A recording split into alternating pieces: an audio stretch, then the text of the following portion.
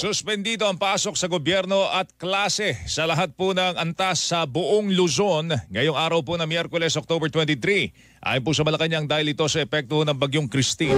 Hindi naman kasama rito yung mga ahensya ng pamahalaan na inatasang maghatid ng basic and health services, disaster response at iba pang mahalagang serbisyo.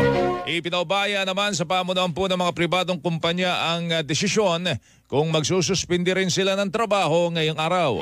Samantala, sinabi naman ni Interior and Local Government Secretary John Vic Remulla na inabisuhan na po nila lahat ang lokal na pamahalaan na paghandaan ang posibleng epekto ng bagyong Christine sa mga lugar na kanilang nasasakupan. All units have been mobilized. All local government units have been informed. Maraming predictive models siya. So, as unpredictable as the weather goes. But no matter where it will pass, all local government units, all civil defense units have been alerted and I think we're prepared.